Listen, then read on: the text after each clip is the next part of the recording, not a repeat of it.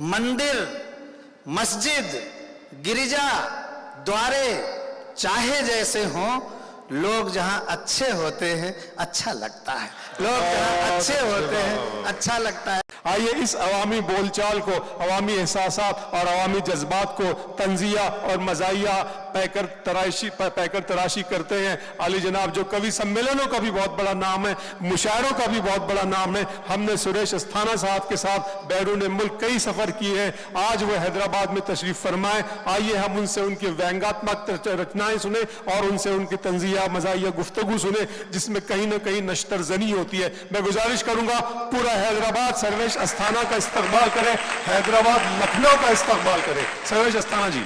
मैं लखनऊ से भी अपनी मैडम के कहने से ही आया हूँ। क्या बात। आप सबको बहुत बहुत प्रणाम करता हूँ।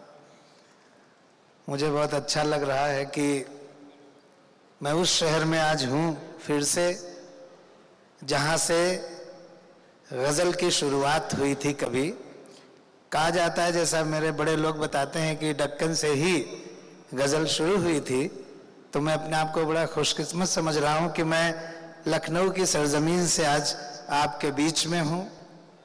मुझे घबराहट बहुत ज़्यादा है। अगर आप लोग एक बार ताली बजा देंगे तो थोड़ी कम हो सकती है, बाकी कोई गारंटी नहीं है हमारी। बहुत अच्छे सर्वेश भाई। मैम आपकी आवाज़ मुझ तक पहुंच नहीं पा रही है। जी, मैं इस्माइल मैन कहा जाता हूँ। मैम आपको मैं फिर से एक बार हाथ जोड़ करके प्रणाम करता हूँ। एक बार मेरे लिए फिर से ताली बजा दीजिए, मेरा सम्मान हो गया है। मैं हैदराबाद मुशायरे में लगभग 20-25 साल पहले यहाँ पे शंकर मेमोरियल मुशायरा हुआ करता था, उसमें मैं आया था कभी। उसके बाद कवि सम्मेलनों में तो खैर कई बार आया, लेकिन आज यहाँ पर आकर मुझे बड़ी खुशी है और मैं कुछ माहौल अपनी तरह करने की कोशिश कर रहा हूँ कि आप लोग थोड़ा मेरी तरफ अगर मुखातिब हो जाएंगे, मेरी तरफ देखेंगे, तो मैं अपने आप को सुंदर भी महसूस करूँगा। अगर आप हमारी तरफ नहीं देखेंगे तो दुनिया जनता की तरफ नहीं देख रही, तो आप भी नहीं देखेंगे तो क्या हो जाएगा। लखनऊ भी बहुत मेहमान नवाज शहर है, हैदराबाद भी बहुत मेहमान नवाज शहर है। मैं यहाँ की मेहमान नवाजी पर 4 पंक्तियां कहकर अपनी बात धीरे धीरे शुरू करूंगा। मुझे टाइम का कोई वो नहीं बताया गया कि कितनी देर मुझे माइक पे रहना है। मैं कोशिश करूंगा कि 10 मिनट रहूं, सुने और वो 10 मिनट 1 घंटे में खत्म हो जाएं। वाह वाह ये मैं कोशिश करूंगा। अब्दुल रहमान साहब, आप बहुत हैंडसम लगते हैं मुझे। मैं इनको जब से देख रहा हूँ, जब से इन्होंने मुझे बुलाया है, तो मैं बहुत खुश होता हूँ। पता नहीं क्यों खुश होता हूँ, मुझे मालूम नहीं है। मैं 4 पंक्तियां पूरे हैदराबाद के लिए दे रहा हूँ, जो लोग यहाँ पर हों लखनऊ की तरफ से। क्या बतलाऊं इस धरती पर कैसा लगता है, इस मिट्टी का जर्रा जर्रा अपना लगता है। आप लोग जब बोलते हैं ना, तो आपकी बोली में एक अजीब सी मिठास है।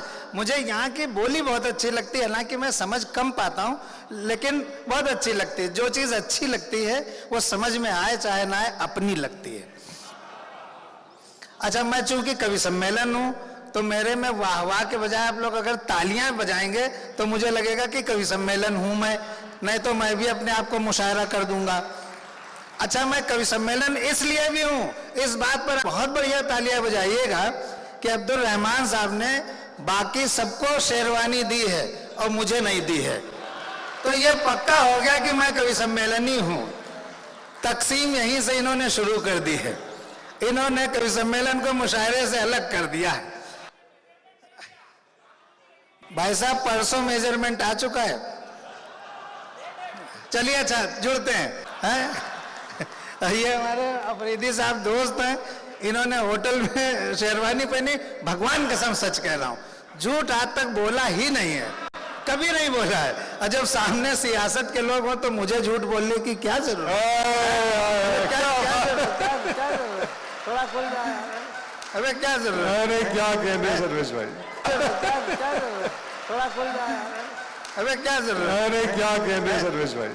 बिल्कुल भगवान कसम। हमने शायद इनको अफरीदी साहब को, महेश्वर भाई को फोन किया, उन्होंने कहा महेश्वर भाई तैयार हो गए? बोले हाँ यार तैयार हो गए, और शेरवानी पहने बैठे, जिंदगी में पहली बार पहनी है। हमने कहा आपको कैसा लग रहा है? बोले ऐसा लग रहा है जैसे लहंगा ब्लाउज पहने बैठे हो। तो ये होता है जो कपड़ा नहीं होता। मैं 4 पंक्ति आपके लिए कह रहा था कि क्या बतलाऊं इस धरती पर कैसा लगता है, इस मिट्टी का जर्रा जर्रा अपना लगता है। क्या बतलाऊं इस धरती पर कैसा लगता है, इस मिट्टी का जर्रा जर्रा अपना लगता है। मंदिर, मस्जिद, गिरजा, द्वारे चाहे जैसे हों, लोग जहां अच्छे होते हैं अच्छा लगता है। लोग जहां अच्छे होते हैं अच्छा लगता है। मुझे बड़ी घबराहट है, इतने बड़े बड़े शायर सब बैठे मंच पर, और मैं अपनी स्थिति बिल्कुल जंगल के बंदर की तरह महसूस कर रहा हूँ। बिल्कुल सच, भगवान कसम, झूठ आज तक बोला ही नहीं है, कभी कभी कभी बोला ही नहीं है। क्या था? शेर जंगल का राजा था। आप हमसे जुड़ जाइए 10 मिनट, सर 10 मिनट ही पढ़ूंगा। क्या था? शेर जंगल का राजा था। जब भी नजर जाए तो शेर ही राजा। जंगल वाले ऊब गए, बोले यार एक ही राजा है, एक ही सत्ता है, मोनोटोनी हो गई है, बदलाव करो। बोले क्या बदलाव करें? बोले राजा बदलो।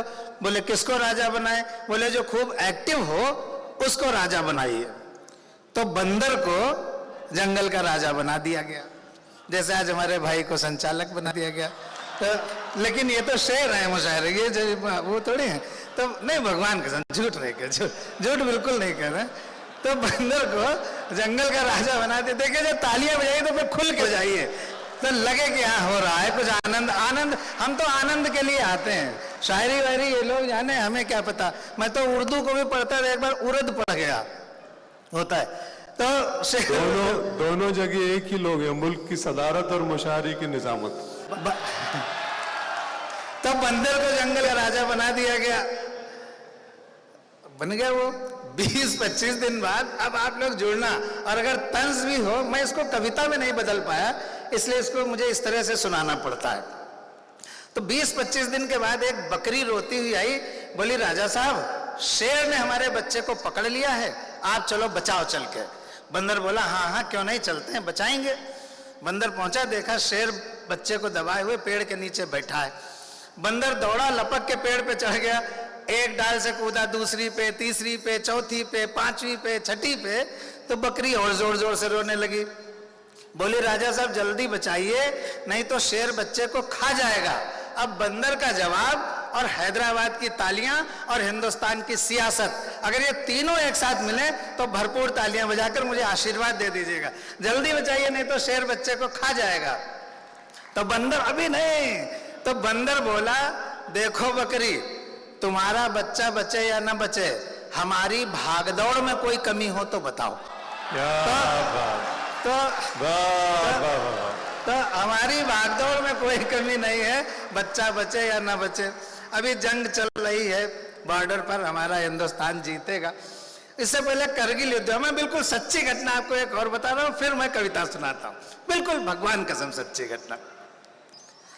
करगिल युद्ध चल रहा था, तो वहां पर द्रास में एक कवि सम्मेलन कराया गया। तो एक वीर रस के कवि बुलाए गए और एक मैं बुलाया गया। वीर रस का कवि थोड़ा उत्साह जगाता है, जिससे हिम्मत और हौसले बढ़वाता है, और हास्य कवि जो होता है वो हंसा देता है। तो ये हुआ कि वो वीर रस के कवि जो है थोड़ा देशभक्ति जगा देंगे और मैं हंसा दूंगा, तो हंसते हंसते जो काम होता है वो जल्दी फतेह कर लेता है। बिल्कुल सच्ची घटना। सन 99 का लास्ट और 2000 की शुरुआत थी। तो वहां पे हुआ, देशभक्ति के कवि जो वीर रस के थे उन्होंने खूब दहाड़ दहाड़ के देशभक्ति जगाई, और देशभक्ति जग गई। हुब्बुल वतनी कहते देशभक्ति को। देशभक्ति जग गई, वो हमारे अंदर जग गई। हमने कहा भाई साहब देशभक्ति जग गई है, मैं मुल्क के लिए कुछ करना चाहता हूं। तो बोले यार जल्दी निकल चलो, हर 2 मिनट पे एक बम गिर रहा है, तुम कहां ले आए, हमको पता नहीं कहां फंसा दिया। लेकिन हमारी जगी हुई थी देशभक्ति। हमने कहा मेरी तो जगी हुई है, मैं तो मुल्क के लिए कुछ करूंगा। बोले इतनी देशभक्ति है तो सेना में भर्ती हो जाओ। हमने कहा सेना में तो भर्ती हो जाए, लेकिन हमको बंदूक चलाना नहीं आता। बोले बंदूक चलाने में क्या, बंदूक उठाना, घोड़ा दबा देना, गोली निकल जाएगी। हमने कहा सर हमको यही नहीं पता नली किधर की जाती है।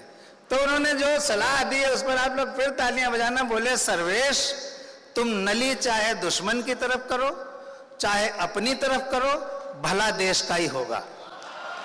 बहुत अच्छे, तो हमको तो समझ में आया नहीं। क्या व्यंग है सर्वेश भाई, वाह वाह वाह। ये जो पीछे शायर बैठते हैं, जो यहाँ खड़ा होता है पीछे ऐसा बैठते हैं जैसे 40वें में आए हों।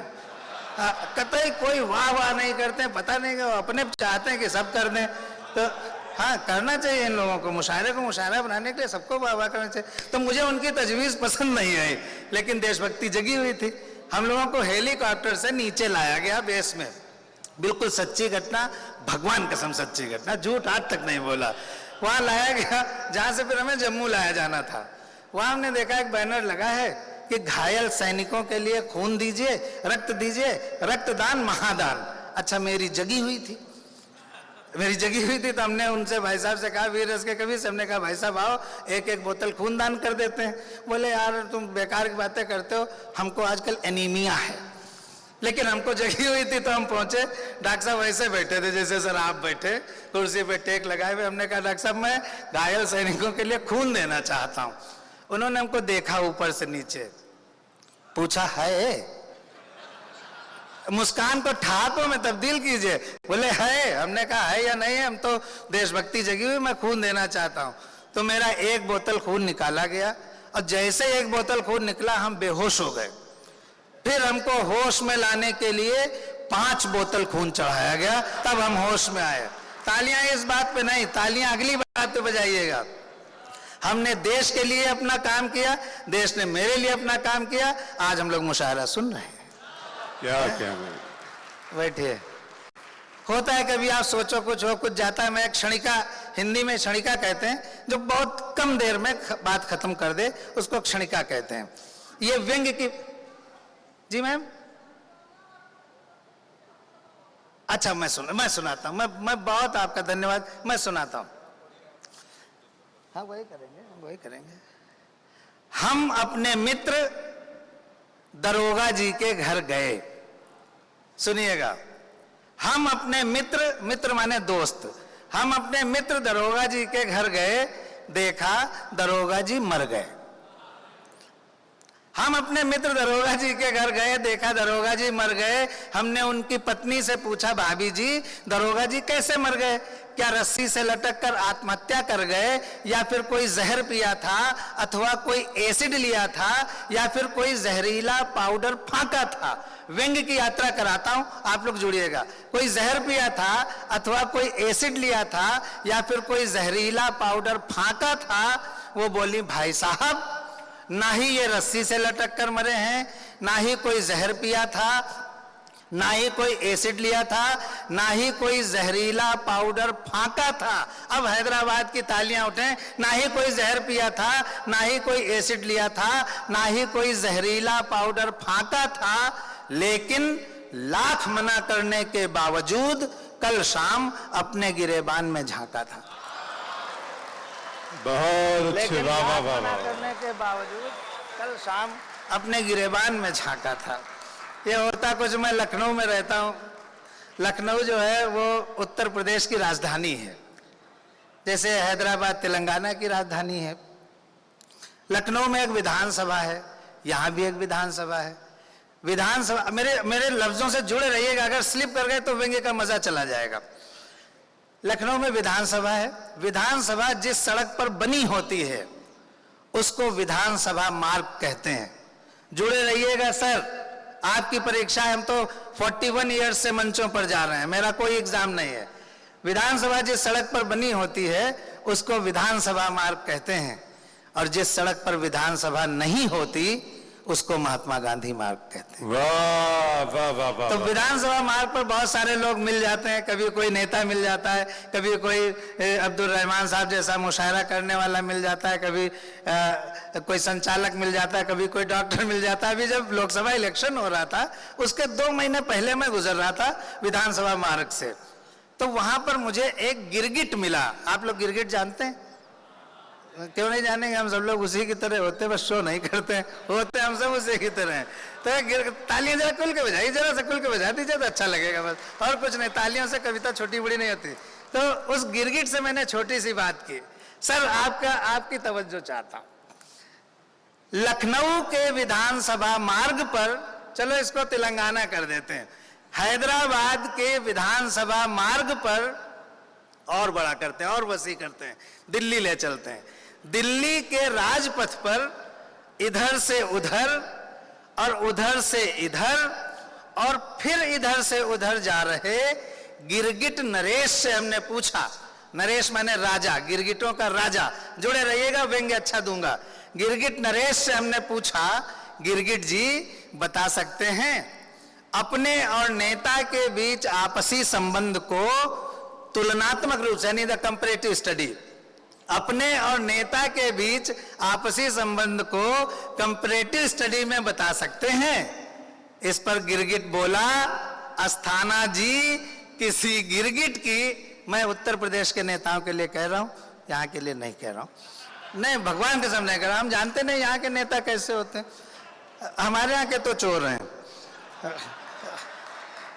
नहीं भगवान के साथ झूठ बोलते नहीं, आज तक नहीं बोला। गिरगिट बोला, अस्थाना जी किसी गिरगिट की नेता से तुलना करना महापाप है, क्योंकि रंग बदलने के मामले में नेता गिरगिट का बाप है, क्योंकि रंग बदलने के मामले में नेता गिरगिट का बाप है।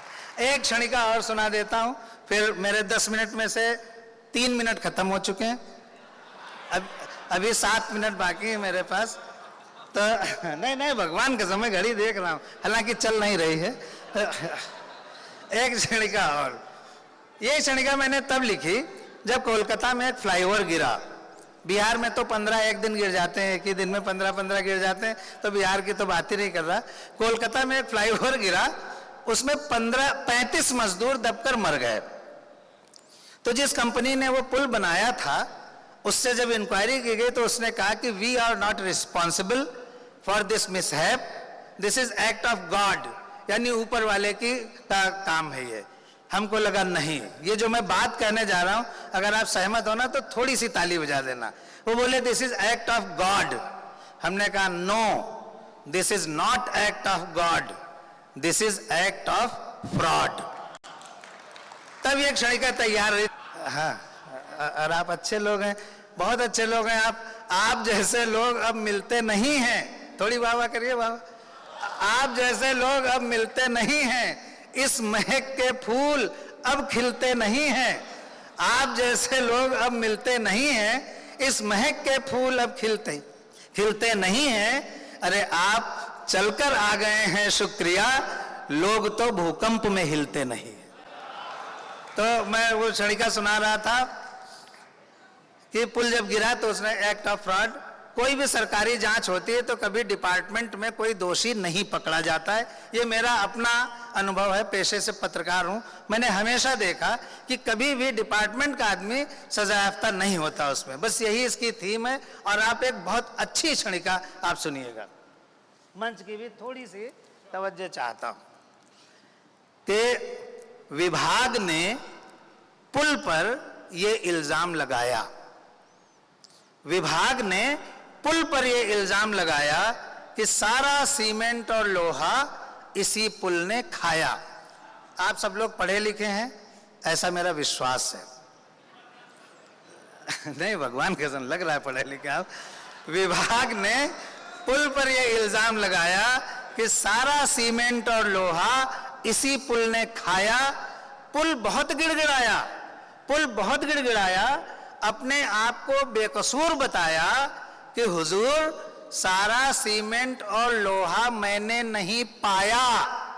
शब्दों पर ध्यान दीजिएगा, पुल बहुत गिड़गिड़ाया, अपने आप को बेकसूर बताया कि हुजूर सारा सीमेंट और लोहा मैंने नहीं पाया, मेरे हिस्से तो बहुत जरा सा आया। मेरे हिस्से कोई जो अगर लाइन अच्छी लगे तो मुझे एहसास होना चाहिए कि आप तक पहुंची। मेरे हिस्से में तो बहुत जरा सा आया, लेकिन उसकी एक नहीं सुनी गई, उसकी हर दलील जांच कमीशन के सामने धुनी गई। आखिरकार फैसला पुल के विरोध में ही आया। क्या बात है, थैंक यू सो मच, बहुत अच्छा व्यंग्य आपने सुना, वाह वाह वाह वाह। आखिरकार फैसला पुल के विरोध में ही आया वाह। कि सारा सीमेंट और लोहा इसी पुल ने खाया। ये व्यंग नहीं था, ये व्यंग की भूमिका थी। This was the preamble of satire. अब पिनैकल ऑफ द सटायर पर आपको ले चलता हूं और आपके आशीर्वाद की अभिलाषा रखता हूं।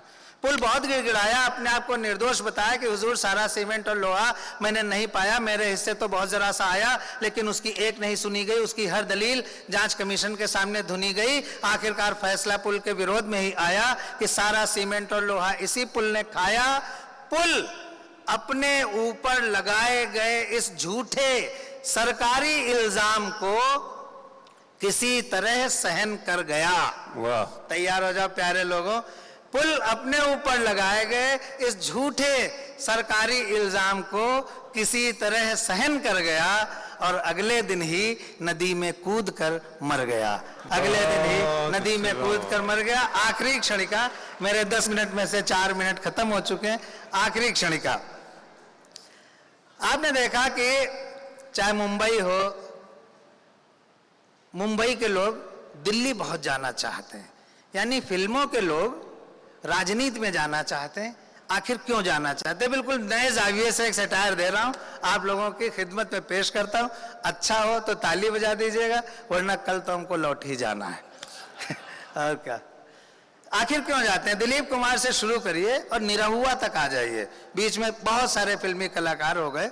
आखिर वो क्यों फिल्मों में जाते हैं? बिल्कुल नया, जरा 4-5 लोग ताली बजा दीजिए, मेरा माहौल बन जाएगा। बस बस बस, इतना बहुत है। मैं लखनऊ का हूँ, ज्यादा तालियों में भी 2 बार हार्ट फेल हो चुका है। नहीं, भगवान कसम, झूठ नहीं, झूठ तो बोलते ही नहीं, कभी नहीं बोला है। नहीं, भगवान कसम झूठ नहीं, कभी नहीं बोला झूठ, बोलना भी नहीं चाहिए। सर अभी 4 ही मिनट हुए हैं सर, आप चिंता मत करें, मैं 10 मिनट में खत्म कर दूंगा, मुझे समय का पूरा इल्म है। मैंने जो अपने जीवन के 60 साल अभी 20 ही साल में खत्म किए हैं। तो सुनिएगा कि फिल्मों से राजनीति में आए एक सुप्रसिद्ध एक्टर से हमने पूछा, सुप्रसिद्ध यानी फेमस, सुप्रसिद्ध विशुद्ध हिंदी का शब्द है, यहाँ हिंदी कम चलती होगी। फिल्मों से राजनीति में आए एक फेमस एक्टर से हमने पूछा, हुजूर एक प्रश्न हमारी समझ में नहीं आया, हुजूर एक प्रश्न हमारी समझ में नहीं आया, आखिर आपने फिल्में छोड़कर ये राजनीति को क्यों अपनाया? फिल्में जहां पैसा है, लग्जूरियस लाइफ है, फैन फॉलोइंग है, फॉरेन टूर्स हैं, सब कुछ है, फिर भी पॉलिटिक्स में क्यों आते हैं? आखिर आपने फिल्में छोड़कर राजनीति को क्यों अपनाया? इस पर वो बोले, अस्थाना जी, किसी एक्टर का फिल्में छोड़कर राजनीति में आने का सिर्फ और सिर्फ एक ही कारण है। अगर कारण ठीक हो तो मंच से लेके आप सब लोग मुझे आशीर्वाद दे दीजिएगा। वो बोले, किसी एक्टर का फिल्में छोड़कर राजनीति में आने का सिर्फ और सिर्फ एक ही कारण है कि राजनीति एक्टिंग का सीधा प्रसारण है। राजनीति एक्टिंग का सीधा प्रसारण है। बस 4 पंक्तियों के साथ बात खत्म करता हूं। हमसे हमारे बहुत प्यारे दोस्त हैं अजहर इकबाल अफरीदी साहब, और सब लोग हमारे बहुत अच्छे दोस्त हैं, खूब मुशायरों में हम जाते रहते हैं। इन्होंने बताया हमारे संचालक महोदय ने कि हम खूब विदेश गए हैं। आपके पास मान लेने के अलावा कोई ऑप्शन नहीं है, न तो आप हमारा पासपोर्ट चेक करेंगे, न वीजा देखेंगे। हम शायर और कवि लोग इसी तरह खूब विदेश जाते हैं, नहीं भगवान कसम खूब जाते हैं। ये हमारे संचालक महोदय जो हैं, ये कम से कम 50 मुल्कों की यात्रा कर चुके हैं, इनके लिए हम ताली बजा सकते हैं। ये सब लोग भी 15, 20, 25, 30 मुल्कों में गए हैं। मैं एक ऐसा कवि हूं जो 60 मुल्कों में जा चुका है। एक बार अच्छी तालियां बजा दीजिए आप लोग। और 61वें मुल्क में मेरा हवाई जहाज लैंड करने ही वाला था। वह जहाज लैंड करने, उन्हें भगवान कसम जहाज लैंड करने ही वाला था कि अजहर इकबाल ने जगा दिया, बोले भैया उठो, हैदराबाद आ गया है। तो ऐसे हम लोग विदेश जाते हैं। 4 पंक्तियां पढ़ करके हास्य गीत चलता हूं कि मैं अक्सर सोचता हूं तुम मिलो कुछ बात हो जाए, मैं अक्सर सोचता हूं तुम मिलो कुछ बात हो जाए, घिरे बादल घने से और फिर बरसात हो जाए। क्या कह रहे हैं? थोड़ी वाह करके विदा कीजिएगा। मैं अक्सर सोचता हूं तुम मिलो कुछ बात हो जाए, घिरे बादल घने से और फिर बरसात हो जाए। मैं तुमको साथ लेकर कार से जब घूमने निकलूं, वाह, मैं तुमको साथ लेकर कार से जब घूमने निकलूं कि पंचर हो सभी टायर वहीं पर रात हो जाए। बहुत बहुत धन्यवाद।